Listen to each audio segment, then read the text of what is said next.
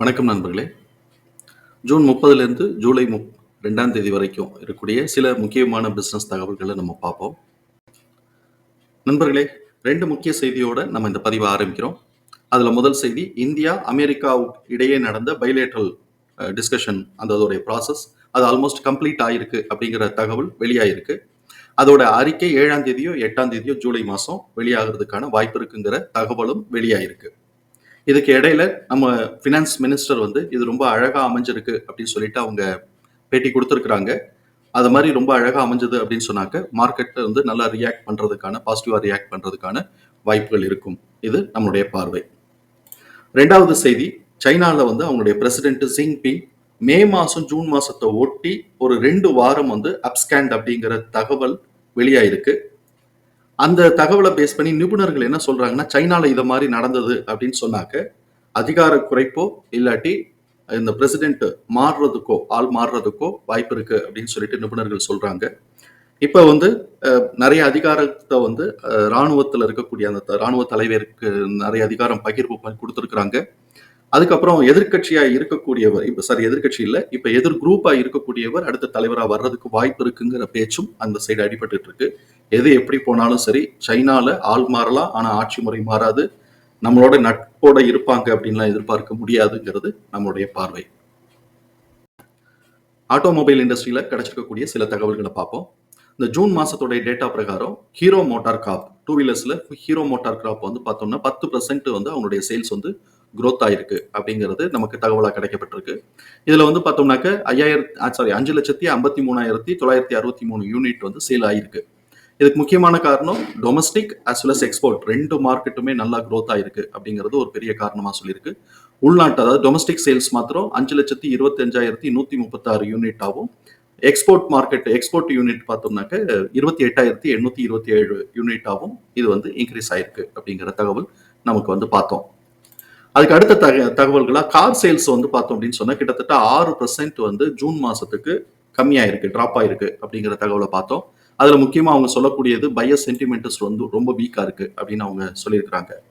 இதுல Hyundai Motors பார்த்தோம் அப்படின்னு சொன்னா 13% வந்து இன்க்ரீஸ் ஆயிருக்கு. எதுலன்னா எக்ஸ்போர்ட் மார்க்கெட் இன்க்ரீஸ் ஆயிருக்கு. ஆனா ஓவரால் சேல்ஸ் வந்து 6% வந்து கம்மியாயிருக்கு ஜூன் மாசத்துக்காக. டாடா மோட்டார்ஸ் டொமஸ்டிக் சேல்ஸ் வந்து 12% வந்து குறைஞ்சு போயிருக்கு ஜூன் மாசத்தோடைய டேட்டா பிரகாரம். அதே சமயத்துல மஹிந்திரா அண்ட் மஹிந்திரா வந்து 18% சேல்ஸ் இன்க்ரீஸ் ஆயிருக்கு. இதுக்கப்புறம் நம்ம வந்து 2 வீலர்ஸ் அண்ட் எக்யூப்மெண்ட் அந்த செக்டார்ஸ் பார்த்தோம்னாக்க பாசிட்டிவான growth இருக்கிறதா வந்து தகவல் இருக்கு. அதுக்கப்புறம் ராயல் என்ஃபீல்டு பார்த்தோம்னா 22% வந்து சேல்ஸ் வந்து ஜூன் மாசத்துக்கு இன்க்ரீஸ் ஆயிருக்கு அப்படிங்கிற தகவலும் பார்த்தோம். இதுக்கப்புறம் இவி மார்க்கெட்ல பார்த்தோம் அப்படின்னு சொன்னா டிவிஎஸ், பஜாஜ், அதுக்கப்புறம் வந்து ஓலா இவங்க தான் வந்து டாமினன்ட் பண்ணியிருக்கிறாங்க. இதுவும் சேல்ஸ் வந்து growth ஆயிருக்கு. அதுல டிவிஎஸ் உடைய மார்க்கெட் ஷேர் மாத்திரம் பார்த்தோம்னா 25.4 இருக்கு. இதுதான் மார்க்கெட் லீடரா இருக்கிறான். அதுக்கு அடுத்தது 22.8% பஜாஜ் ஆட்டோவும், 19.6% ஓலாவும், ஏத்தர் வந்து 14.4% இவங்களுடைய மார்க்கெட் ஷேர் இருக்கு. அடுத்த தகவல்களை ராமகிருஷ்ணா ஃபோர்ஜிங் வந்து மெட்ராஸ்ல தமிழ்நாட்டில் சென்னையில வந்து இவங்க வந்து ஒரு ஃபோர்ஜிங் ப்ரொடக்ஷன் யூனிட் வந்து ஸ்டார்ட் பண்றதுக்கான வாய்ப்பு இருக்கு அப்படின்னு சொல்லிட்டு எதிர்பார்க்கிறாங்க. இந்த பிளான்ட் வந்து 2027 தொடங்குறதுக்கான வாய்ப்பு இருக்கு அப்படின்னு சொல்லி எதிர்பார்க்கிறாங்க. ஐசிஆர்ஏ அவங்க வந்து ஒரு ரிப்போர்ட் கொடுத்துருக்காங்க. கமர்ஷியல் வெஹிக்கிள்ஸோட சேல்ஸ் வந்து 3-5% growthக்கான ஆப்பர்ச்சுனிட்டி இருக்கு அப்படின்னு சொல்லிட்டு அவங்க வந்து ரிப்போர்ட் கொடுத்துருக்காங்க. அடுத்ததா பேங்க் அண்ட் ஃபினான்ஸ்ல இருக்கக்கூடிய தகவல் பார்ப்போம். 2 தகவல் நமக்கு இருக்கு. இதுல ஜேஎம் ஃபினான்ஷியல் வந்து இவங்க வந்து மொரேனே ஃபண்ட் அப்படிங்கிற கம்பெனி வந்து அக்வயர் பண்றாங்க அப்படின்னு சொல்லிட்டு ஒரு தகவல் இருக்கு. ஆதித்யா பிர்லா கேபிட்டல் 1,300 கோடி ரூபாய் வந்து அவங்க வந்து ஃபண்ட் ரைஸ் பண்ணியிருக்கிறாங்க. இது வந்து டெப்டா தான் வந்திருக்கு அப்படிங்கிற தகவலும் நமக்கு கிடைக்கும். இப்போ எனர்ஜி செக்டார்ல கிடைச்சிருக்கக்கூடிய சில தகவல்கள். முதல் தகவலா, பங்களாதேஷ் அதானி பவருக்கு கொடுக்க வேண்டிய $437 மில்லியன் கிளியர் கொடுத்துட்டாங்க அப்படிங்கிற தகவல் நமக்கு வந்து முதல் தகவலா இருக்கு. 2வது தகவலா, க்ரூட் ஆயிலுடைய பிரைஸ் வந்து $67 பெர் பேரல் அப்படிங்கிற லெவலுக்கு வந்திருக்கு. நம்முடைய அமைச்சர் வந்து நம்பிக்கை தெரிவிச்சிருக்கிறாங்க. இது இப்படியே ஸ்டேபிளா இருக்கிறதுக்கு வாய்ப்பு இருக்கு அப்படின்னு சொல்லிட்டு நம்பிக்கை தெரிவிச்சிருக்கிறாங்க. அப்படி இருந்தால் நமக்கு நல்லதுதான். இன்னொரு ஆச்சரியமான ஒரு விஷயம், இந்தியாவில் ஜூன் மாசம் பவர் கன்சம்ஷன் 1.5% குறைஞ்சு போயிருக்கு. இது ஒரு செய்தி வருது. அதுக்கு அடுத்தது ரஷ்யாவோட ரோஸ்நெஃப்ட், அவங்க தான் வந்து ஆயில் அத்தாரிட்டி. அவங்களுடைய சப்சிடரி கம்பெனி நயாரா எனர்ஜி. ரோஸ்நெஃப்ட்டுக்கு நயாரா எனர்ஜியில் 49.13% ஷேர் இருக்கு. இந்த ரோஸ்நெஃப்ட் இப்போ ரிலையன்ஸோட பேச்சுவார்த்தையை ஆரம்பிச்சிருக்கிறாங்க. இந்த நயாராவோட 49.13% ஷேரை நீங்க வாங்கிக்கங்க அப்படின்னு சொல்லிட்டு இந்த பேச்சுவார்த்தை சக்சஸ்ஃபுல்லா இருந்துச்சுனாக்க ரிலையன்ஸ் வந்து இன்னும் கொஞ்சம் பெரிய லெவல்ல பலம் பெறுங்கிறதுல எந்த சந்தேகமும் இல்லை. இப்ப நயாரா எனர்ஜியோட கெப்பாசிட்டி நம்ம பார்க்கும்போது 20 million ton refinery capacity per annum அவங்களுக்கு இருக்கு.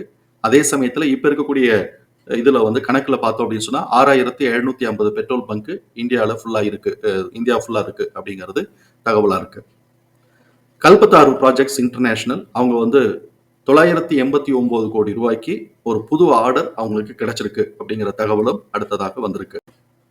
ரெனியூவபிள் எனர்ஜியில கிடைச்சிருக்கக்கூடிய சில தகவல்களை பார்ப்போம்.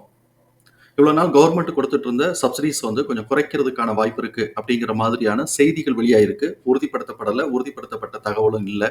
ஒருவேளை திட்டங்கள்லயோ கொள்கையிலயோ சில மாற்றங்கள் வரலாம் அப்படிங்கிற மாதிரியும் யூகம் வந்திருக்கு. இது நம்ம கவனத்தில் எடுத்துக்கிறோம். அதே மாதிரி ஜூன் மாசத்துக்கு பிறகு ஆரம்பிக்கக்கூடிய இவங்க வந்து ரெனியூவபிள் எனர்ஜி கம்பெனிஸ், எதர் சோலாரா இருக்கலாம், விண்டு பவரா இருக்கலாம், ஹைட்ரோவா இருக்கலாம், இவங்க எல்லாம் வந்து ஒரு மாநிலத்திலிருந்து இன்னொரு மாநிலத்துக்கு மின்சாரத்தை கொண்டு போறாங்க அப்படின்னு சொன்னா அதுக்கான செலவு வந்து ஒரு 25% வந்து அவங்க கட்டணும் அப்படின்னு சொல்லிட்டு ஆர்டர் போடுறாங்க. இதுவும் இன்னும் ஆர்டரா வரல. இதுவும் செய்தியா தான் இருக்கு. இந்த 2 செய்தினாலையும் ரெனியூவபிள் எனர்ஜி கம்பெனிஸ்க்கு வந்து சில பாதிப்புகள் வர்றதுக்காக காஸ்ட் கூடுறதுக்கான வாய்ப்பு இருக்கு.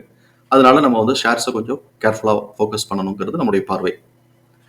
இதுக்கப்புறம் நமக்கு வந்து SECI அப்படிங்கிற கம்பெனி, இது வந்து ரெனியூவபிள் எனர்ஜி தான். இவங்க வந்து தன்னுடைய கோலான 60 ஜிகா வாட்ஸை வந்து ஆல்ரெடி அச்சீவ் பண்ணிட்டாங்க. இன்னும் அடுத்தடுத்து எக்ஸ்பான்ஷன் ப்ரோக்ராமை பத்தி யோசிக்கிறாங்கிற செய்தி வெளியாயிருக்கு.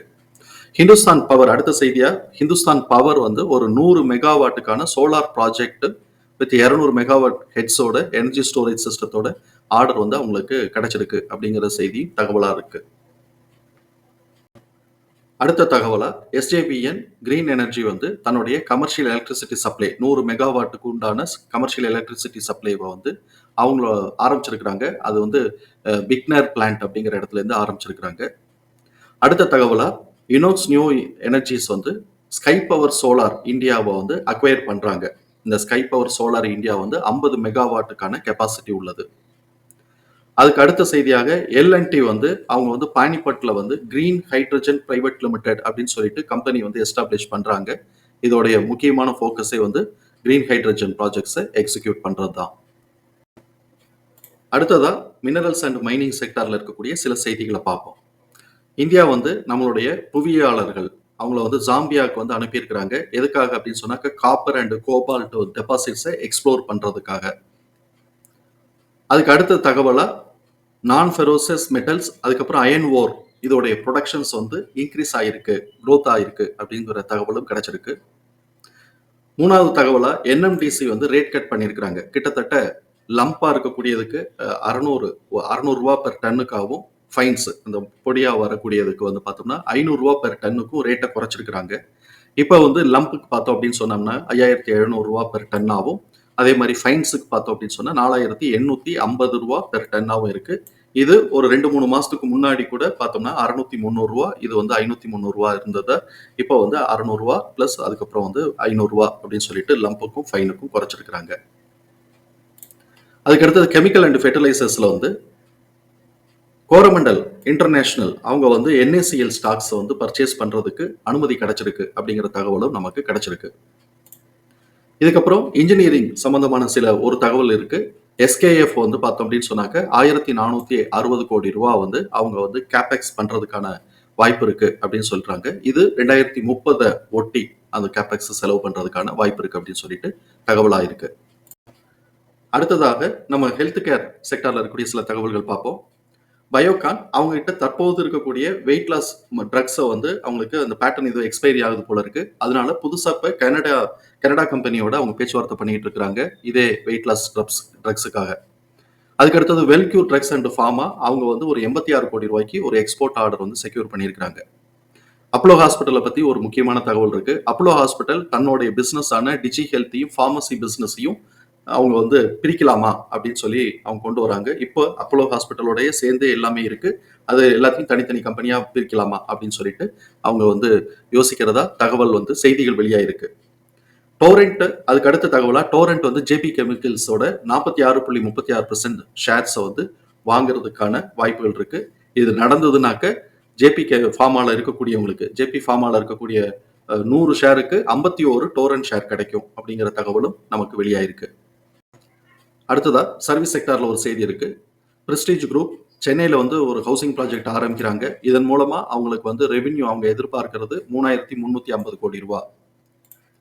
டிரான்ஸ்போர்ட்ல கான்கர் வந்து ஸ்பெஷலைஸ்டு கண்டெய்னர்ஸோட பல்க் சிமெண்ட் டிரான்ஸ்போர்ட் பிசினஸ்க்குள்ள குதிக்கிறாங்க அப்படிங்கிற தகவல் வெளியாயிருக்கு.